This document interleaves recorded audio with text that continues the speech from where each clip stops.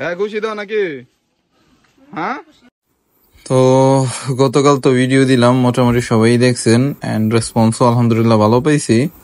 তো আজকে সকাল সকালই গরুর যাবতীয় কার্যক্রম শুরু করে দিল ওই যে আমাদের জয় কসাই সাথে আরেকজন, ওনারা এই সব প্রসেসিং কমপ্লিট করবে। তো সকাল 7টায় আমরা গরুর কাজটা শুরু করি, গরু জবাই করি আলহামদুলিল্লাহ আমি নিজে। জবাই করার পর ওনারা কাজ করতেছে।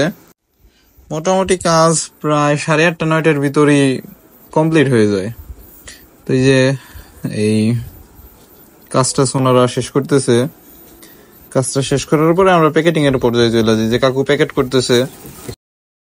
তো প্যাকেট করা শুরু করলাম, আমি নিজেও অনেকগুলোই প্যাকেট করছি। সব তার ভিডিওর মাধ্যমে তুলে ধরা সম্ভব না, ওনারা অনেকে এসে বসে রয়েছে। তো প্যাকেট করার পরে আমরা এখন বিতরণের পর্যায়ে যাব। এই যে আমার ছোট বোন নিয়ে যাইতেছে আশেপাশে যারা আত্মীয় আছে ওনাদের বাসায়। আমি কিছু যারা আসছিল বাসার সামনে তাদেরকে কিছু বিতরণ করলাম, আর বাকি যারা আসে নাই তাদেরকে বাসায় পাঠিয়ে দেয়া হয়েছে। তো সবাই আলহামদুলিল্লাহ খুশি। এন্ড আমার অনেক ভাল লাগে এই জিনিসগুলা, যে আমার মাধ্যমে বা আমাদের ফ্যামিলির মাধ্যমে আমরা কোনো একটা মানুষকে বা কোনো পরিবারকে হেল্প করতেছি, এবং তাদের মুখের হাসিটা আমাদের আত্মার শান্তি।